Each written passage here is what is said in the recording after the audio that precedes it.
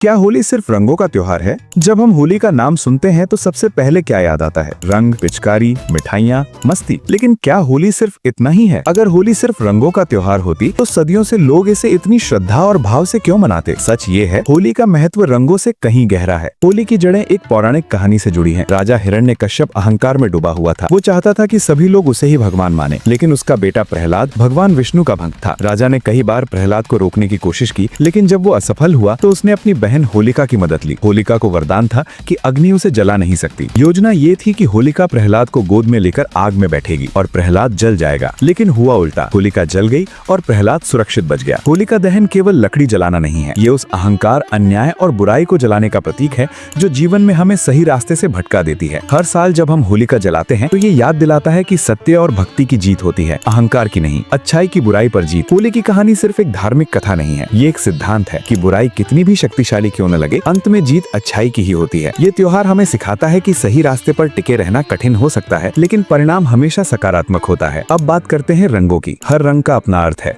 लाल प्रेम और ऊर्जा, पीला खुशी और सकारात्मकता, हरा नई शुरुआत, नीला शांति। जब हम एक दूसरे को रंग लगाते हैं तो हम केवल चेहरे नहीं रंगते, हम अपने रिश्तों में मिठास और अपनापन भरते हैं। होली को मिलन का त्योहार भी कहा जाता है। इस दिन लोग पुराने मनमुटाव भूलकर गले मिलते हैं। बुरा ना मानो होली है सिर्फ एक वाक्य नहीं, ये एक भावना है। ये हमें याद दिलाता है कि रिश्ते अहंकार से बड़े होते हैं। होलिका दहन का एक और गहरा अर्थ है। ये केवल बाहरी बुराई को नहीं, हमारे अंदर की नकारात्मकता को भी जलाने का प्रतीक है। ईर्ष्या, गुस्सा, अहम। अगर हर साल होली पर हम इन भावनाओं को छोड़ दें तो जीवन हल्का और खुशहाल हो सकता है। आज होली का रूप बदल गया है। रासायनिक रंग, पानी की बर्बादी, शोर और दिखावा। कहीं न कहीं त्योहार का असली उद्देश्य पीछे छूट गया है।